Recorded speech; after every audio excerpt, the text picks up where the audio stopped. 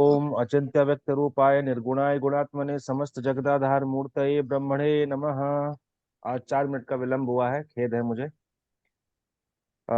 हम लोग बृहद पाराशर होरा शास्त्र के अंतर्गत भाव भाव से विचारणीय विषयों का हम लोग अध्ययन कर रहे हैं। किस भाव से किन किन विषयों को का अधिग्रहण किया जाता है।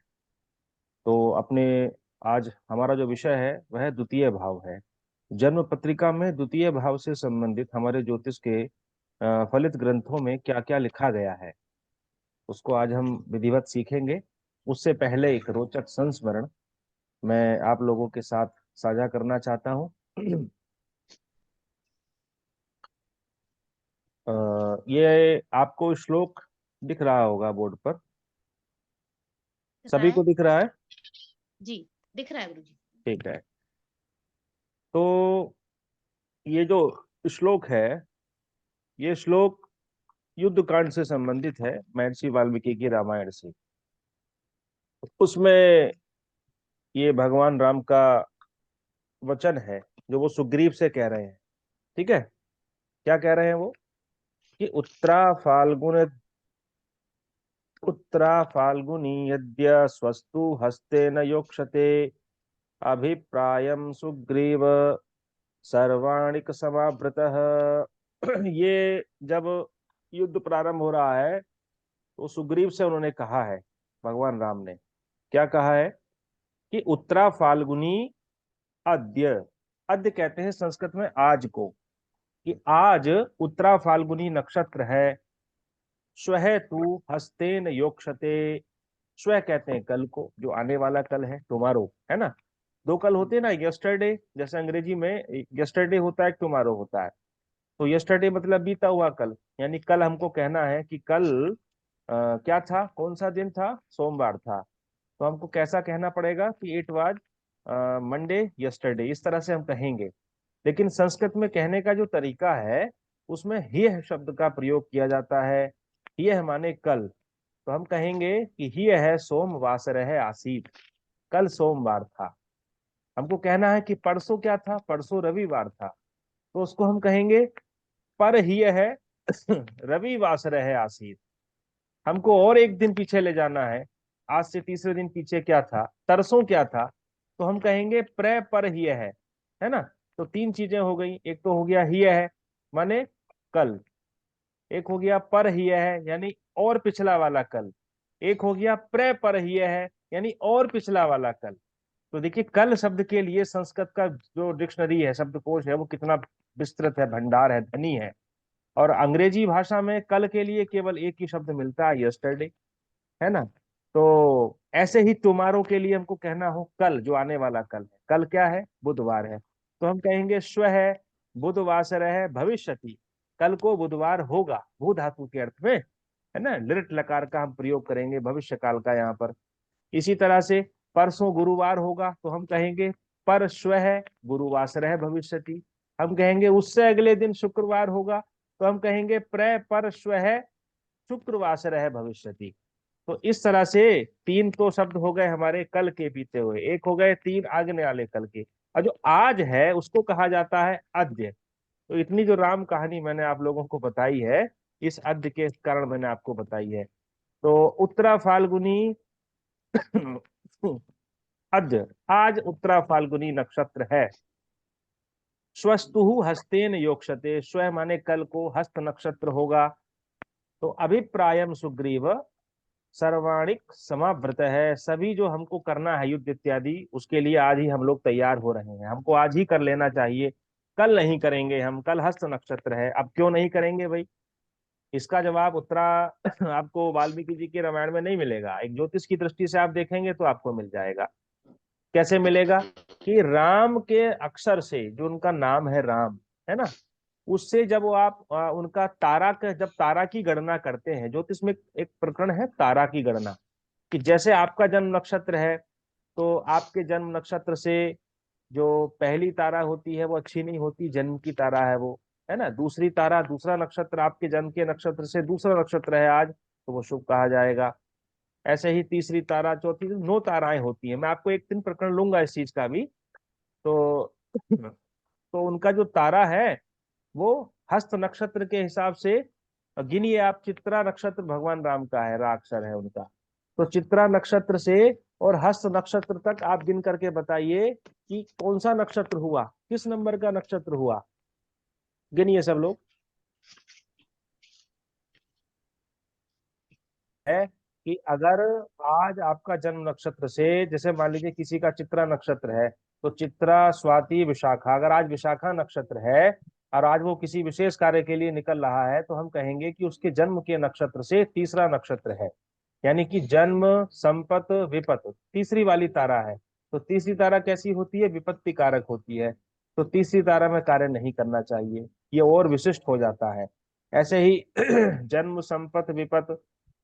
फिर पांचवी तारा प्रत्यरी तारा होती है ना। प्रति अरि, अरि माने शत्रु सामने आ जाएंगे आपके, बाधा डालने वाले होंगे, तो पांचवी तारा में नहीं करना चाहिए। इसी तरह से छठी तारा ठीक होगी तो सातवीं तारा वध तारा कही जाती है, उसमें नहीं करना चाहिए। ठीक है। तो ये ताराएं होती हैं। इन ताराओं की गणना आपके जन्म नक्षत्र से की जाती है। मैं एक दिन प्रकरण लूंगा, पूरा विस्तार से आपको समझाऊंगा कि किस तरह से आप प्रत्येक नक्षत्र के हिसाब से अपनी तारा की गणना कर सकते हैं।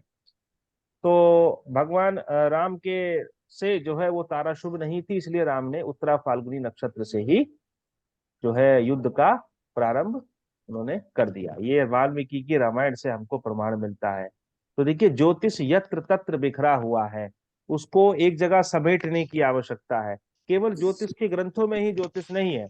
रामायण में इतना ज्योतिष है, महाभारत में बहुत ज्योतिष है, वेदों में तो बहुत सारे ऐसी ऋचाएं हैं वेदों की जिसमें ज्योतिष विषयक प्रसंग है, नक्षत्रों के नाम है, नक्षत्रों से कामना की गई है कि अमुक अमुक नक्षत्र हमारे लिए ये चीजें देने वाले हो। तो इस तरह से अगर देखा जाए तो ज्योतिष भारतीय संस्कृति में रचा हुआ है, बसा हुआ है बहुत गहरे तरीके से। तो हम अपने टॉपिक पर आते हैं। गुरु जी। जी। हाँ आपने नक्षत्र की बात कही तो हमारे क्षेत्र में एक कहावत प्रचलित है जो गांव के देहाती लोग भी कहते हैं। जब ये गेहूं की फसल लगाई जाती है, वो होती है हथिया में हाथ गोड़, चित्रा में फूल और आसवाती झप्पा झूल। तो फसल के बारे में है। हस्ती नक्षत्र में कहते हैं कि उसमें वो अंकुरण होने लगेगा, हम्म। और चित्रा में वो पौधे बनेंगे। आपकी आवाज कट रही है, आपकी आवाज कट रही है बीच में। आवाज कट रही है आपकी बीच में, चलिए छोड़िए। तो आज हमारा विषय है द्वितीय भाव। द्वितीय भाव को लेकर के जन्म पत्रिकाओं में द्वितीय भाव से संबंधित किन किन विषयों का विचार किया जाता है। सबसे पहले लिखा है बृहत पाराशर होरा शास्त्र में कि धन धान्यम कुटुम्बाश्च मृत्यु जालम अमित्रकम धातु रत्नादिकम सर्वम धन स्थानाद निरीक्षयेत। धन स्थान से निरीक्षण करना चाहिए। धन स्थान क्या है? द्वितीय भाव।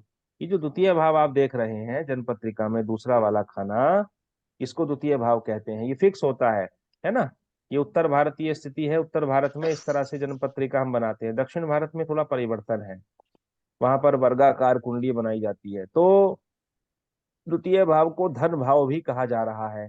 तो पहला तो नामकरण इसका ये हो गया कि सेकंड हाउस इज कॉल्ड धन भाव। तो धन धान्यम, धन से संबंधित विचार, धान्य का विचार, अन्न आदि का विचार, कुटुंब का विचार, मृत्यु का विचार। अब देखिए, द्वितीय भाव को हम मारक भाव भी कहते हैं। द्वितीय भाव को मारक भाव भी कहा जाता है, यहां से भी मृत्यु का विचार होता है। तो ये जो द्वितीय भाव है, इस भाव के जो अधिपति होंगे जन्म पत्रिका में अलग अलग होते हैं। जैसे मान लीजिए किसी की मेष लग्न है, तो द्वितीय भाव के अधिपति कौन हुए? जल्दी बताएं। शुक्र। शुक्र हुए। अच्छा, किसी की सिंह लग्न है तो द्वितीय भाव के अधिपति कौन हुए? बुध। बुध। अधिपति की दशा में जो है, अगर वृद्धावस्था चल रही हो किसी की, और वृद्धावस्था में द्वितीय भाव से संबंधित ग्रह की दशा अगर शुरू हो गई है, चल रही है, तो मृत्यु तुल्य कष्ट व्यक्ति को भोगना पड़ता है अगर वो पीड़ित है ना। तो धन धान्यम कुटुम्बाश्च मृत्यु जालम मित्रकम, मृत्यु का जाल देखा जाता है। और अमित्रकम, अब आप जालम और मित्रकम को आप संधि विच्छेद करेंगे तो आपको दो शब्द मिलेंगे यहाँ पर, मृत्यु जालम जमा अमित्रकम। अब अमित्र कौन होता है? न मित्र है, अमित्र है। जो मित्र नहीं है वही अमित्र है। नए तत्पुरुष समास है यहाँ पर। तो नए तत्पुरुष समास, जहां पर भी नए से संबंधित शब्दों का हम तोड़ते हैं, जैसे कि नए सत्य असत्य, ऐसा ही नए मित्रकम अमित्रकम। तो जो मित्र नहीं है यानी जो शत्रु है आपका, तो द्वितीय भाव से शत्रुओं को भी देखा जाता है, बृहत्पाराशर कह रहे हैं। आप देखिए, आमतौर पर क्या माना जाता है, शत्रु का भाव विचार आपको करना हो तो कौन सा भाव देखते हैं आप, छठे भाव को देखते हैं आप। लेकिन पाराशर जी ने द्वितीय भाव से भी जो है वो शत्रु के पक्ष को देखा है उन्होंने। और क्यों, क्योंकि सबसे पहले शत्रु तो घर से ही पैदा होते हैं। द्वितीय भाव कुटुंब भी तो है। समझिए, आप इस दर्शन को समझिए, इस फिलोसफी को समझिए कि सबसे पहले आपकी जो है जड़ों को काटने वाले आपके सबसे करीबी ही होते हैं। दिया तले अंधेरा होता है, चिराग तले अंधेरा होता है। तो कुटुंब से ही जो है शत्रुता पैदा होती है। तो इसलिए कुटुंब भाव को उन्होंने पाराशर जी ने उसको शत्रु से जोड़ दिया द्वितीय भाव को। धातु रत्नादिकम, जितनी भी धातुएं हैं, स्वर्ण रजत इत्यादि, इनका विचार भी द्वितीय भाव से कर रहे हैं। द्वितीय भाव की दशा चल रही हो, द्वितीय भाव शुभ प्रभाव में हो। कल एक कोई परिचित पूछ रहे थे कि हम कैसे देखेंगे, अजय जी हैं,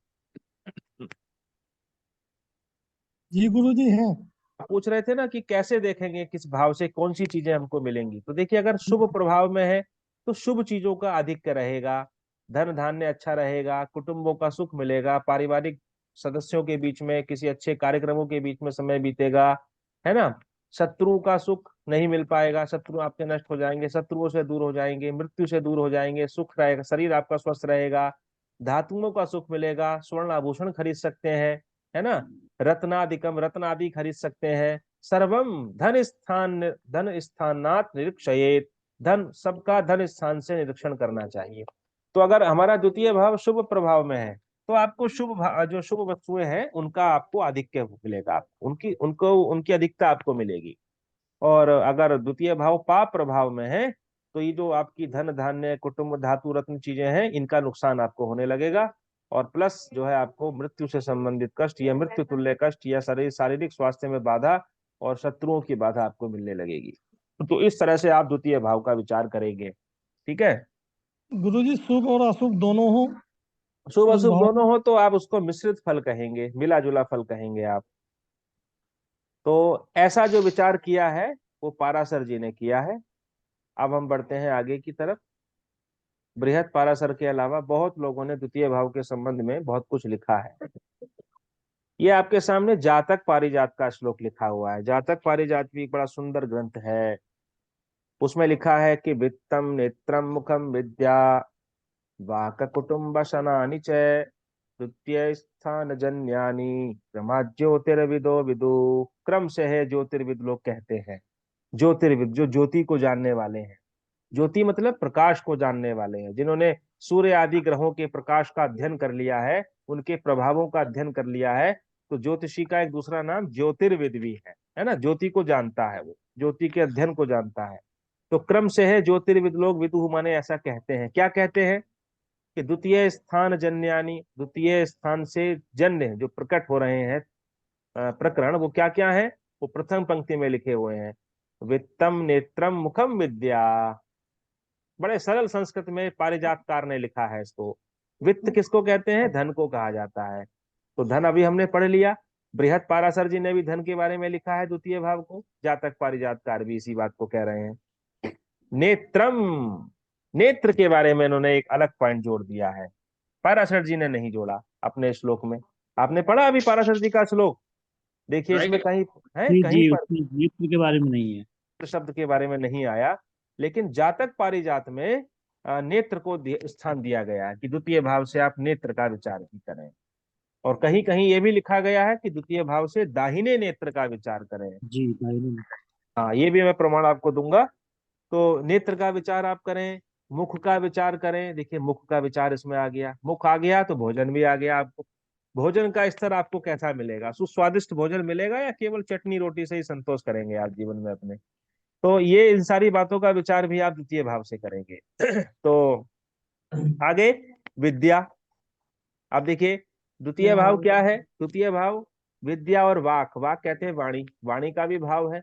और जितनी भी विद्याएं हैं वो सब वाणी से ही तो आती है। तो अगर विद्या का संबंध द्वितीय भाव से किया, वाणी का संबंध द्वितीय भाव से किया गया है, तो विद्या का संबंध तो स्वतः ही बन जाता है, क्योंकि समस्त विद्याएं वाणी से ही प्रकट हो रही हैं।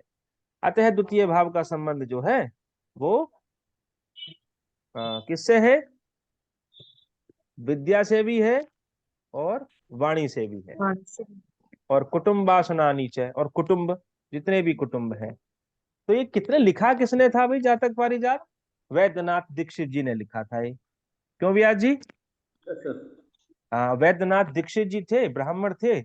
उन्होंने ये ग्रंथ लगभग 14वीं शताब्दी के या 15वीं शताब्दी के आसपास माना जाता है, उस समय उस कालखंड में ये ग्रंथ लिखा गया था एक। तो ऐसा करके हम द्वितीय भाव से इन सारे तथ्यों को देखेंगे। सर जी, आशनानी का मतलब क्या होता है?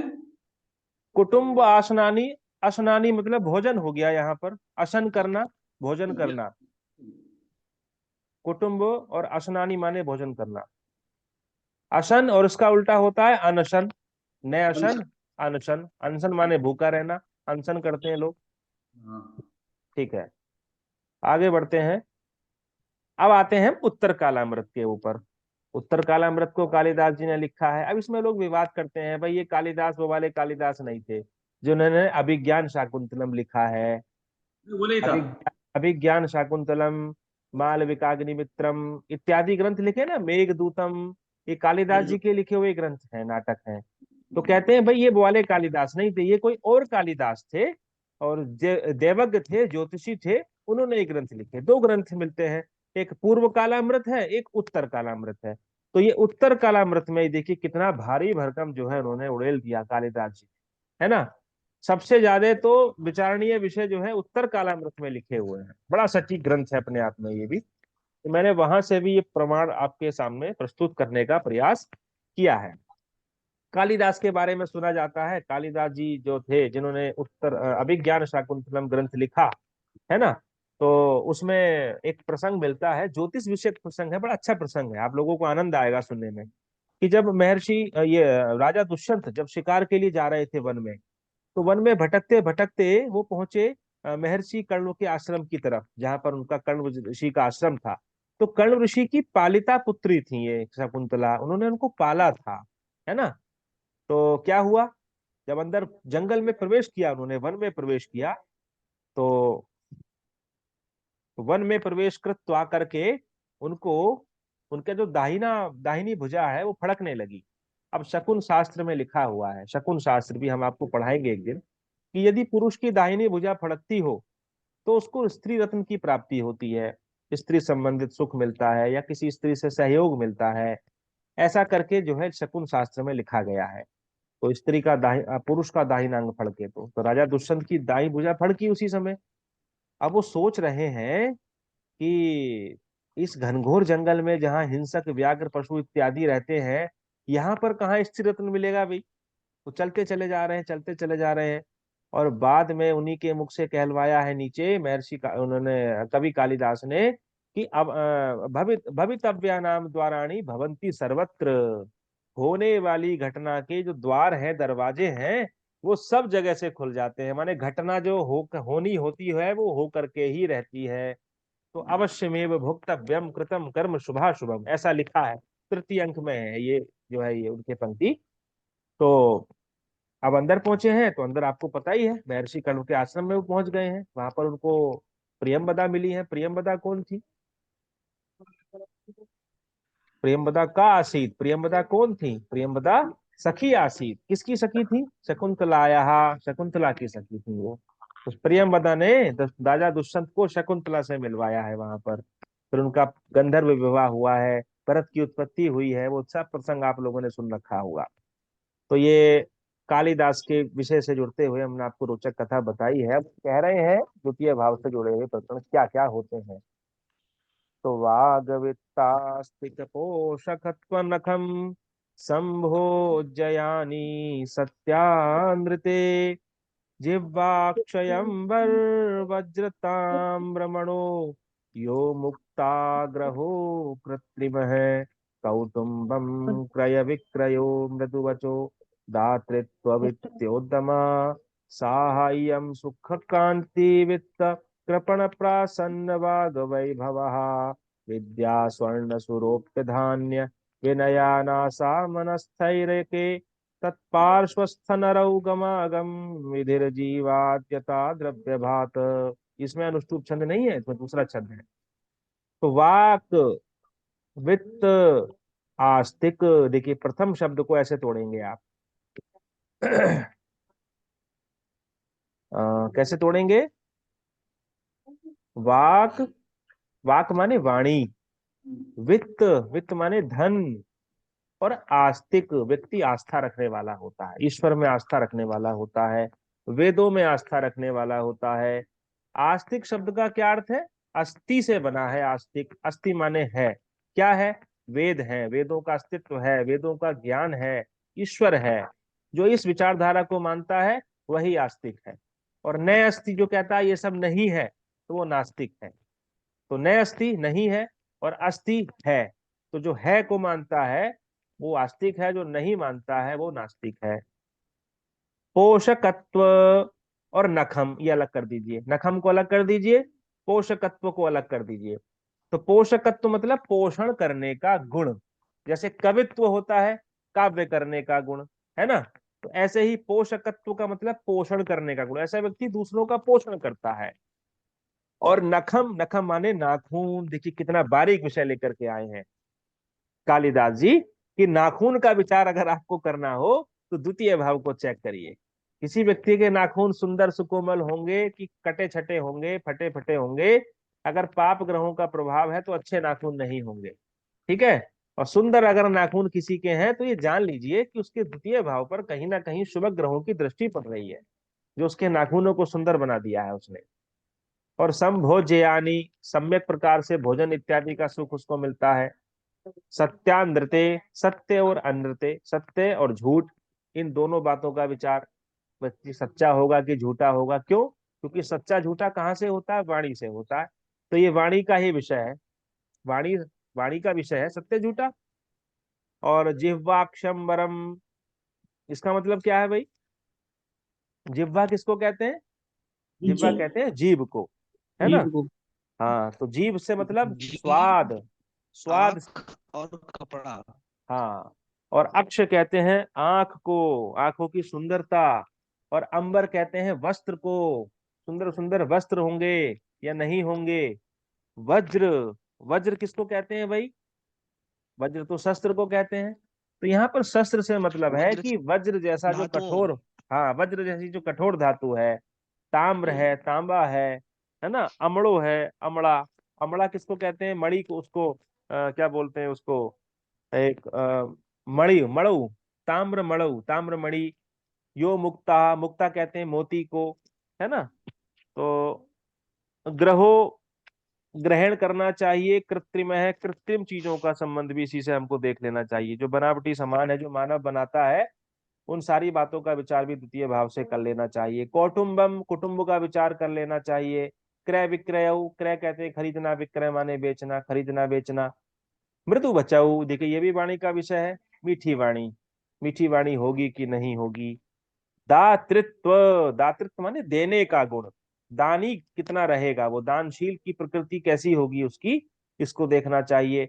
और वित्तोद्यमा, वित्त जमा उद्यम, उद्यम कहते हैं परिश्रम को, उद्यम कहते हैं परिश्रम को। और वित्त किसको, वाक किसको कहते हैं? वाणी को। तो ये विषय बार बार आ रहा है।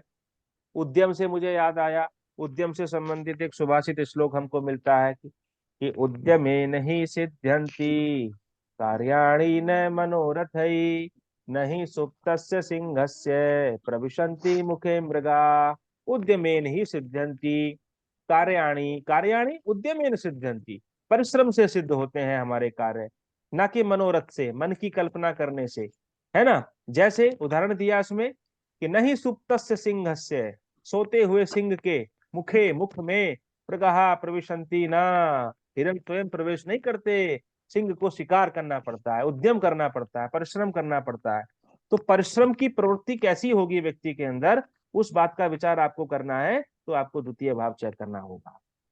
सहायम, सुख कांति, सहायता करने का गुण कितना होगा, क्योंकि अगर उद्यम होगा तो व्यक्ति सहायता करने वाला भी होगा, दोनों ही कोरिलेटेड हैं। मिश्रा जी, आपको समझ में आ रहा है संस्कृत?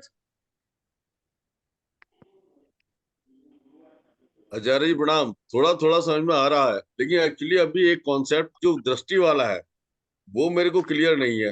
कोई बात मैं भी नहीं। 2 कुंडली भेजी है। हाँ अब हाँ एक कुंडली में तो द्वितीय भाव में शुक्र गुरु बैठे हैं। हाँ। दैट मीन्स भाई कि वो द्वितीय भाव है जो हमारे धन का है या ये इन सब चीजों का है। अब उस कौन सी पर राशि दृष्टि। में? कौन सी राशि हाँ, में बैठे हैं? वृश्चिक में? हाँ, वृश्चिक लग्नेश में है, और एक मैंने भेजा है आपको जिसमें कुंभ में है, उसमें कोई नहीं बैठा है। देखिए, तो किसकी दृष्टि? आपकी जो भारी आवाज है ना, ये मंगल की जी आवाज है, इसलिए मैंने जी। पूछा कि वृश्चिक में बैठे हैं क्या। तो अच्छा, नहीं। हाँ, आपकी जो आवाज आवाज से बता सकते हैं ग्रहों का अध्ययन आप। अगर बहुत मीठी वाणी है तो कहीं शुभ ग्रह की उपस्थिति है, बुध है हम्म, या शुक्र है, ये ऐसी लचीली वाणी देते हैं। कुछ कुछ पुरुष हम्म। ऐसे होते हैं, इतनी मीठी वाणी बोलते हैं कि धोखा लग जाता है कि कोई स्त्री बोल रही है कि पुरुष बोल रहा है। जी। है ना? तो आपकी मंगल की वाणी है। चलिए, कोई हम्म। बात नहीं, ये विषय क्लियर कर देंगे हम आपका धीरे धीरे। ठीक ठीक ठीक। तो साह्यम सुख कांति वित्त कृपण प्रासन्न वाग वैभवा। साह्यम, सहायता करने का गुण। सुख, कांति। सुख तो पीछे आ चुका है, लिख चुके हो आप लोग।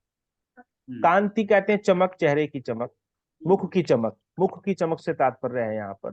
वित्त, धन हो गया, वित्त को कई बार ले आए। देखिए, वित्त वित्त वित्त आ रहा है ना, इसीलिए द्वितीय भाव को वित्त भाव कहते हैं, धन भाव कहते हैं। धन से प्रमुख रूप से जो है मेनली धन का विचार ज्यादा किया जाता है। आपके पास कुटुंबीय धन कितना होगा, संचित धन कितना होगा, परिवार से मिली हुई संपत्ति मिलेगी कि नहीं मिलेगी, तो इसका जो मेन विचार है ना, तो ये वो द्वितीय भाव का वो धन है, इसलिए बार बार वित्त वित्त वित्त आ रहा है इसमें। तो कृपण, कंजूसी, कंजूसीपन होगा कि नहीं होगा। देखिए, अगर दातृत्व नहीं है तो कंजूसी तो आएगी आएगी। दातृत्व का उल्टा कृपणता होता है। दानशीलता का जो अपोजिट है वो कंजूसी कापन है। तो कंजूस होगा कि नहीं होगा। कंजूस कब होगा वो? अगर ग्रह कैसे होंगे? पीड़ित होंगे, ग्रहों का षडबल कमजोर होगा, ग्रहों पर पाप ग्रहों की दृष्टि होगी, तो व्यक्ति अपने धन को देगा नहीं, खर्च नहीं करेगा, अपने पास रोक करके चलेगा। और प्रासन्न। अष्टक वर्ग में कम बिंदु होगा तो भी ऐसा होगा। हाँ हाँ हाँ, आप तो बहुत गहराई में पहुंच जाते हैं एकदम। हाँ, बढ़िया, अच्छा विचार है। अष्टक वर्ग के बिंदु सभी विचार कर लेते हैं।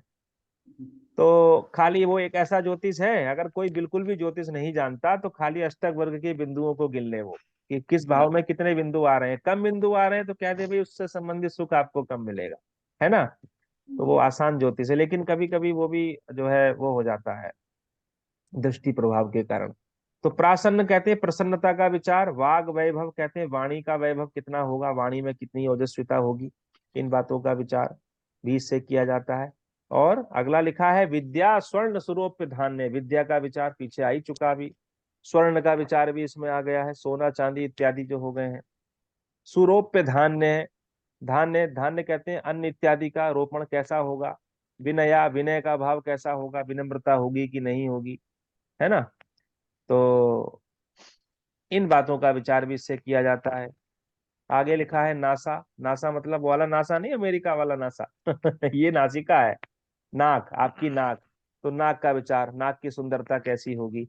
मनस्थैर्य के, मनस धैर्य के, मन में धैर्य कितना होगा, मानसिक दृढ़ता कितनी आपके पास होगी, प्रबल इच्छा शक्ति होगी कि नहीं होगी, इन बातों का विचार किया जाता है। तत्पार्श्वस्थ नरऊ, उसके आसपास अगल बगल में, पार्श्व कहते हैं अगल बगल में जो स्थित है, नर माने आदमी, अगल बगल से मतलब है जो उसके आश्रित निकट संबंधी हैं, इन बातों का विचार भी हम इससे करते हैं। कुटुंब से संबंधित हो गया ये तो। और गमागम, गमागम मतलब गम और आगम। गम माने जाना, आगम माने आना, आना और जाना। आना जाना क्या है भाई? आना जाना सर क्या है? घूमना फिरना, घूमना फिरना।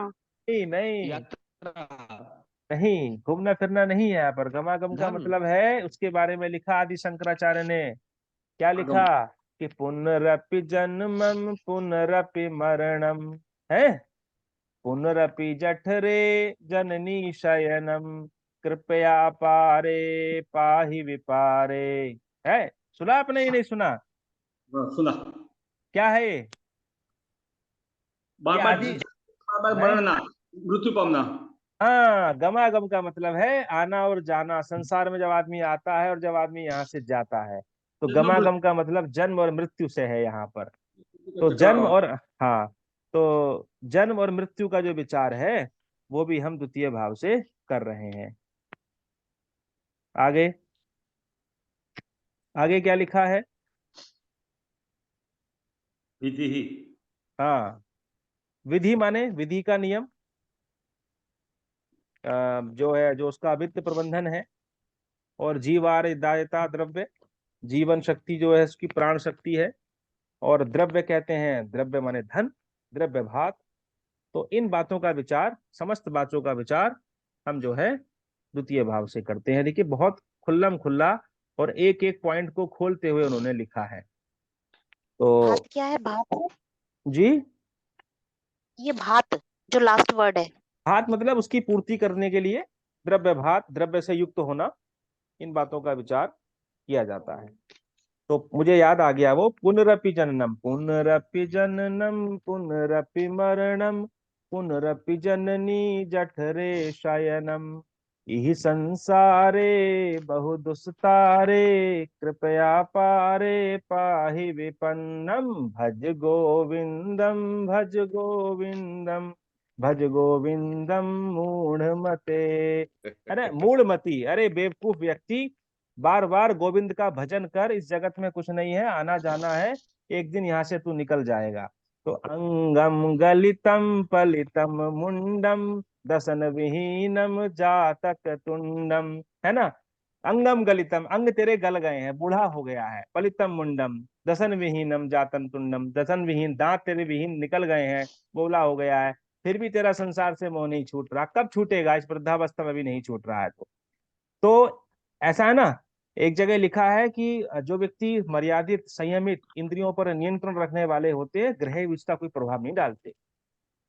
एक बार एक प्रसंग मिलता है मुझे, मैं गौतम बुद्ध जी का, गौतम बुद्ध जी जब को ज्ञान की प्राप्ति हो गई थी तो नंगे पैर किसी जंगल में गए वो।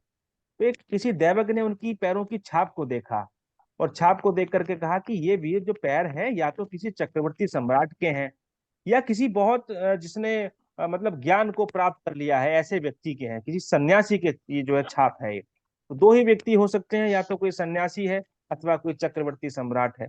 तो चक्रवर्ती सम्राट तो यूं नहीं हो सकता कि इस घनघोर जंगल में नंगे पैर क्यों जाएगा वो। तो निश्चय ही ये जो छाप है ये किसी सन्यासी के चरणों की छाप है ना। तो उन्होंने अपने प्रारब्ध को इतना बदला अपने ज्ञान के बल पर, कि देखिए चक्रवर्ती सम्राट के चिन्ह थे उनके पैरों में, वास्तव में वो चक्रवर्ती सम्राट के पुत्र भी थे। तो चाहते तो पूरी पृथ्वी पर राज करते तलवार के बल पर, क्षत्रिय क्षत्रियत्व को धारण करते हुए, लेकिन उन्होंने ज्ञान से जो है वो चहुं ओर प्रकाश फैलाया अपना। तो ये फल दीपिका में यही विषय लिखे हुए हैं, कुछ खास विषय नहीं है वहां पर। फल दीपिकाकार आचार्य मंत्रेश्वर जी ने, उन्होंने यही सब धन विद्या मुखवाणी दांत, दांत और लिख दिया है उन्होंने वहां पर, है ना। तो मुख है तो दांत तो होंगे ही, बिना दांतों के मुख तो हो नहीं सकता। और उन्होंने दाहिने नेत्र के बारे में लिखा है स्पेशली, उसको खोल करके, कि द्वितीय भाव से संबंधित आप दाहिने नेत्र को देखेंगे। और चाचा का विचार भी किया है उन्होंने, चाचा से संबंधित तथ्यों को देखना है। और ये सारे विषयों का विचार हम लोगों ने इससे सीख लिया है। तो आज भी, आज की डेट के में, बारे में भी। जैसे आपकी धन संपदा से संबंधित जो आपके कागजात हैं, जो आपके दस्तावेज हैं, आपकी एफडी हैं, आपके एनएससी हैं, पोस्ट ऑफिस में खुलवाई गई आपकी आरडी है, पीपीएफ है, एनएससी है ना, ये सारी चीजें जो है ना, ये आपका द्वितीय भाव है। द्वितीय भाव की स्थिति को देख करके जाना जा सकता है। देखिए आपको मैंने लक्ष्मी योग जब बताया था, तो द्वितीय भाव से बनता है ना। एक ग्रह भाग्य भाव में हो, एक सौम्य ग्रह, एक एकादश भाव में हो, एक द्वितीय भाव में हो, तो एक लक्ष्मी योग बन जाता है। तो द्वितीय भाव की स्थिति को चेक करके आप बता सकते हैं कि व्यक्ति की स्थिति कैसी है, हजारपति है कि लखपति है कि करोड़पति है कि अरबपति है। यहाँ तक भी जाना जा सकता है व्यक्ति की हैसियत के बारे में, कि व्यक्ति कितने लेवल तक पहुंचा हुआ है। तो आज हमारा ये द्वितीय भाव पूरा होता है, और मैं समझता हूँ इससे संबंधित आपकी कोई शंका इत्यादि रही नहीं होगी। आपको प्रैक्टिस करनी है, अभ्यास करना है, अधिकाधिक अभ्यास करना है। अधिकस्य अधिकम फलम, अधिक चीज का अधिक ही फल मिलता है। तो खूब अभ्यास करिए आप लोग, और कल को हम एक नए विषय की तरफ आपको फिर से हम लोग लेकर के चलेंगे, तृतीय भाव की ओर हम आगे बढ़ेंगे। और यदि कोई किसी की जिज्ञासा है तो पूछ सकते। द्वितीय भाव में कोई ग्रह नहीं बैठे जन्म पत्रिका में, तो अब आप चेक करिए द्वितीय भाव के अधिपति कौन है। द्वितीय भाव के अधिपति हैं बुध, यहाँ पर मिथुन राशि के स्वामी बुध होते हैं। तो बुध देखिए, बुध कहाँ बैठे हैं, वृश्चिक राशि में। बैठे हैं बुध वृश्चिक राशि में। माने मेष। ये जो द्वितीय भाव के अधिपति हैं वो अपनी शत्रु राशि में बैठे हैं कि मित्र राशि में बैठे हैं, पहले तो ये बताइए। मित्र राशि में। बुध शत्रु मित्र याद हो गया आप लोगों को? मंगल होते हैं उनके बुध पे, मंगल मंगल का तो नैसर्गिक रूप से बुध के लिए मंगल सम होते हैं, है ना। जी। तो बुध यहाँ पर ना तो मित्र के घर बैठे हैं ना ही शत्रु के घर में बैठे हैं। ठीक है, अब देखिए आप कि मंगल से जो बुध बैठे हैं वो कौन से भाव में बैठे हैं, क्योंकि बुध के घर, मंगल के घर में बुध बैठे हैं ना, तो मंगल से कौन से भाव में बैठे हैं? पांचवें भाव में। पांचवें भाव। पांचवें। हाँ, मंगल से पांचवें भाव में बैठे हैं। तो पांचवें भाव में कोई ग्रह देखिए, चार ये 2 12 और 3 11 और 2 12 3 11 4 10 से अतिरिक्त अन्य भाव में कोई ग्रह बैठ जाए अन्य स्थान पर, तो वो क्या हो जाते हैं, शत्रु हो जाते हैं। तो तात्कालिक रूप से मंगल के बुध कौन हुए यहाँ पर, शत्रु हैं। और वैसे नैसर्गिक रूप से कौन है, सम है। तो शत्रु होकर के क्या हो गया, शत्रु हो गया। तो शत्रुता का संबंध बन गया यहाँ पर। तो हम ये कहेंगे कि बुध का जो संबंध है वो शत्रु भाव से हो गया। अच्छा, आप देखिए द्वितीय भाव पर क्या किसी और ग्रह की दृष्टि है? सूर्य की। हाँ, सूर्य की दृष्टि है। देखिए सूर्य को क्रूर ग्रह कहा जाता है। तो द्वितीय भाव शनि पर की पंचम दृष्टि, सॉरी नहीं, शनि की पंचम दृष्टि नहीं है। नहीं, सौर की, शनि की तीसरी, सूर्य की सप्तम है सर। सूर्य की सप्तम दृष्टि पड़ रही है। बुध भी हम्म। जो है वो शत्रु के प्रभाव में आ गया है, किसी शुभ ग्रह की दृष्टि भी नहीं है। तो हम ये कहेंगे कि यहाँ पर जो द्वितीय भाव से संबंधित विषय व्यक्ति को मिलेंगे वो आनुपातिक दृष्टि से क्या हो जाएंगे, न्यून न्यून हो जाएंगे, कम हो जाएंगे। मिश्रा जी ऐसे करके हम लोग देखेंगे इसके बारे में, जी है ना। जी जी। हाँ, तो तो ये सर जो आचार्य जो है ना कि जैसे सूर्य की वो पंचम दृष्टि बताते, शनि की तृतीय नवी ये जो है वो कोई वीडियो बना होगा वो सर आप मेरे को पर्सनली भेज दिएगा। को पर्सनली वो वीडियो भेज जस्ट दूंगा, वीडियो बना हाँ हुआ है इसका, मैं हाँ, आपको वो भेज चीज मैं दूंगा। देख रहा था। जी जी ठीक है, जी। कोई दिक्कत नहीं। तो ठीक है, फिर आज के सेशन को हम लोग यहीं पर विराम देते हैं। और किसी की कोई जिज्ञासा है? दीपाली गुप्ता जी, सर जी वृंदा गुरुजी, जी। देख। आपने संस्कृत सीखने के लिए कुछ कहा था कि संस्कृत जिसे सीखनी हो। हाँ जी, संस्कृत तो हम सिखा रहे हैं। देखिए आपको संधि विच्छेद सिखा रहे हैं, समास भी सिखा रहे हैं, छंद भी सिखा रहे हैं। स्पेशली संस्कृत के लिए अभी समय निकल नहीं पा रहा है। मैं जैसे ही ठीक निकलेगा मैं आपको जोड़ दूंगा इन सब चीजों से, निसंकोच आपको ठीक। जोड़ दूंगा। सर तो मुझे एक चीज पूछनी जी थी। गुरुजी, जी जो वो ग्रह स्पष्ट करने वाला वो नहीं था जिसमें ये व्यतिपात अपना स्पष्ट कर रहे थे, जी जी ग्रह स्पष्ट, जी जी, तो वो नहीं समझ में आ रहा, गणिती कैसे जोड़ना घटाना कैसे करते हैं। तो आप उन वीडियो को एक बार फिर से देख लीजिए। अगर कोई शंका आपको आती है तो आप मुझसे व्यक्तिगत रूप से पूछ लीजिए, मैं आपको बता दूंगा। जी गुरुजी, जी गुरु। ठीक है सर जी जी। मेघदूत तो बहुत बढ़िया है। जी मेघदूत बहुत बढ़िया है, वेरी क्लासिक। हाँ, क्लासिक ग्रंथ है वो। और उसमें जिसको साहित्य में रस चाहिए, साहित्य का आनंद जिसको लेना है, उसके लिए तरह से मैं कहूंगा कि स्वर्ग है। एक बार इसको जो पढ़ने बैठता है मेघदूतम को, मेघ माने बादल होता है, बादलों को दूत बना दिया उसने, बनाया संदेश पहुंचाया जा रहा है अपने प्रेमी तक, है ना। तो निश्चित अच्छा स्वाधिकारात् प्रमत्तः सापेन संगमित महिमा वर्ष भोगेन भर्तृः यक्ष चक्रे जनकतनया स्नान पुण्योदकेषु स्निग्ध छाया वसति गिरियाष्टमेषु। बहुत बढ़िया, बहुत बढ़िया, बहुत बढ़िया, बहुत बढ़िया। बढ़िया, घंटा आपने आपने विधिवत अध्ययन किया है, संस्कृत में अध्ययन किया है आपने, अच्छा है, बहुत बढ़िया, हॉबी बहुत है। बढ़िया, बहुत बढ़िया। चलिए ठीक है फिर। तो ओम सर्वे भवन्तु सुखिनः, सर्वे सन्तु निरामया, सर्वे भद्राणि पश्यन्तु, मा कश्चित् दुःखभाग् भवेत्। ओम शांति ही शांति ही शांति ही। नमो नमः सर्वेभ्यो।